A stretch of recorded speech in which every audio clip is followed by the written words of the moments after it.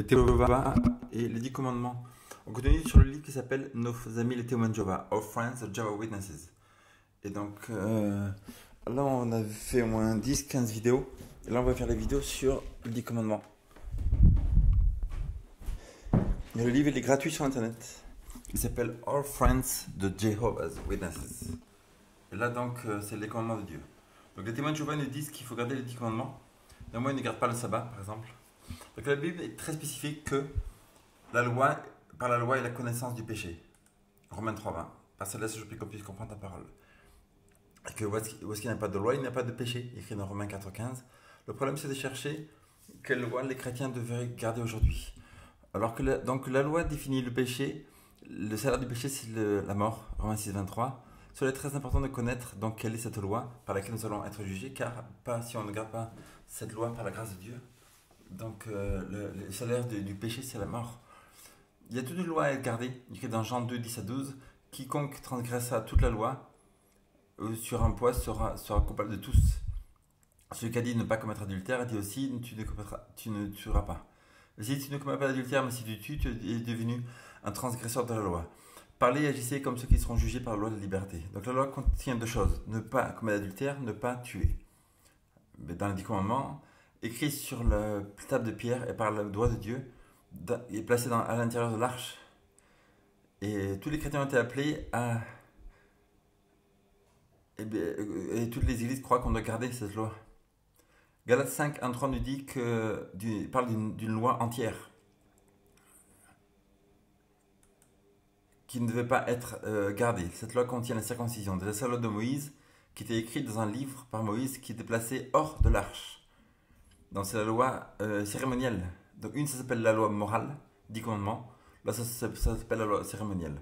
La loi morale, c'est les 10 commandements à gauche. L'arche, qui était placée dans l'arche du pacte de l'Alliance. Et pour regarder, Ron Wyatt, Dieu a guidé Ron Wyatt à trouver l'arche de l'Alliance qui se trouve à Jérusalem. Ici, on a la loi cérémonielle que Moïse a écrite sur le mont Sinaï, qui était placée à côté de l'arche. Donc les deux lois, quand une personne vivait avant Christ et péchait, les lois cérémonielles lui disaient quel sacrifice animal il devait faire pour avoir le pardon des péchés. Ces lois cérémonielles sont finies quand le sacrifice de Jésus a été accompli. Quand Jésus est mort, le pardon est maintenant à travers le sang, le sacrifice de Jésus, et ces lois cérémonielles sont terminées. Paul devait mettre le point sur ce que les Juifs n'étaient plus sauvés par la loi des œuvres.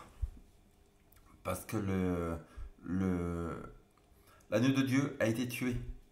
Donc eux, ils faisaient des œuvres, ils faisaient couler du sang, qui pointaient à l'agneau de Dieu. Maintenant que l'agneau de Dieu est venu, on a seulement demandé pardon. Donc le salut est maintenant seulement en Christ. Et Jésus est la fin de la loi, the fin de la loi, the end of the law. C'est-à-dire que Jésus est l'accomplissement de la loi. Qui leur donnait le pardon des péchés. Et maintenant on a juste à croire en Jésus par la foi en lui. Jésus n'est pas la fin des commandements, il est la fin de la loi, il est l'accomplissement des commandements. Dans 1 Corinthiens 7:19, la circoncision est rien, mais garder les commandements de Dieu est tout. Le commandement pointe au péché, que les pécheurs et montre aux pécheurs son besoin d'un sauveur. Donc les vrais chrétiens gardent les commandements. Matthieu 19:16-17. Si vous voulez entrer dans la vie, gardez le commandement. 1 Jean 2:3-4. Maintenant, par cela, nous savons que nous le connaissons si nous gardons ses commandements. Celui qui dit « Je le connais, je ne garde pas ses commandements » est un menteur, la vérité n'est pas en lui. Jean 5:2-3. Par cela, nous savons que nous aimons les enfants de Dieu si nous gardons ses commandements. Car cela est l'amour de Dieu que nous gardons ses commandements. Et ces commandements ne sont pas difficiles. Apocalypse 2:17. Voici ceux qui gardent les commandements de Dieu. Apocalypse 14:12. Voici ceux qui gardent les commandements de Dieu. L'invitation de Jésus est Jean 14:15. Si vous m'aimez, gardez mes commandements. Donc les garder ou ne pas les garder. Les publications de la Société des témoins de Jéhovah, Watchtower, Tour de Garde, souvent vont citer les 10 commandements. Mais les 9 d'entre eux, ils vont enseigner très littéralement. Et les membres des témoins de Jéhovah peuvent être sortis de cette organisation s'ils cassent certains de ces 9 commandements. Mais il y a un problème avec le 4e commandement. Ils ne veulent pas garder le sabbat. Les témoins de Jéhovah ne veulent pas garder le sabbat. La Société des témoins de Jéhovah de Watchtower Society a altéré son attitude par rapport à la loi, et enseigne maintenant qu'elle a été donnée seulement aux juifs.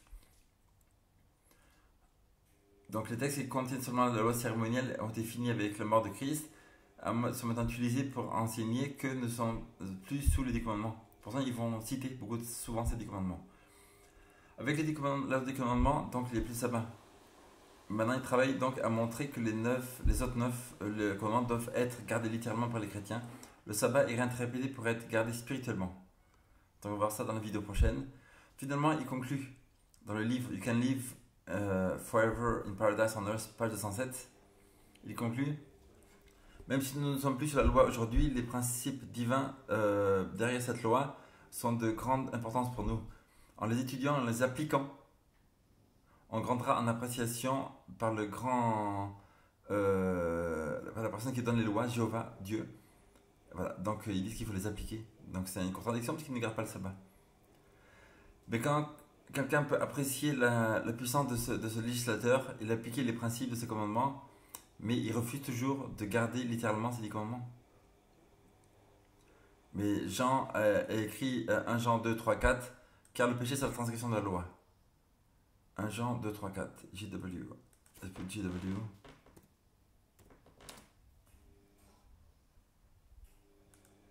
On est 1 Jean 2, 3, 4.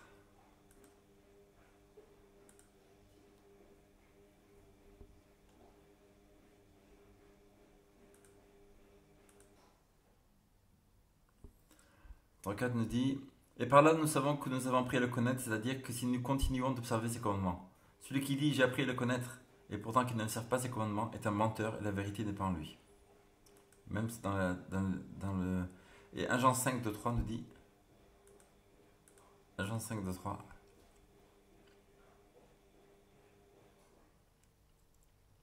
Par là nous pouvons savoir que nous aimons les enfants de Dieu lorsque nous aimons Dieu et que nous pratiquons ses commandements. Donc il nous dit de pratiquer les commandements, et normalement il ne garde pas le sabbat. Ça prouve que ce n'est pas la vraie église de Dieu. Pourquoi? Parce que la vraie église de Dieu, Apocalypse 2.17 nous dit que la vraie église de Dieu va garder les 10 commandements.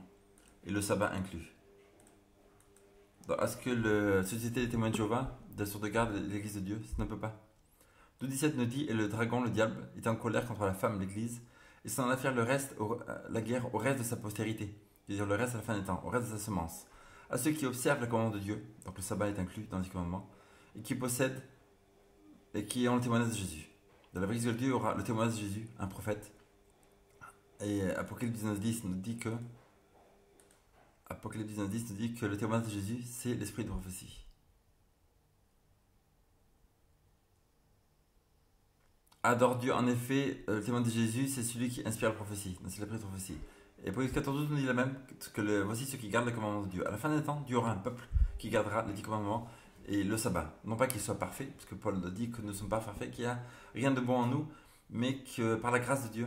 C'est-à-dire que tout vient par la justice de Dieu, et quand on voit que l'homme, rien n'est bon en lui, donc seulement la grâce de Dieu, donc ils seront remplis de la grâce de Dieu, de la justice de Jésus, pour garder les 10 commandements.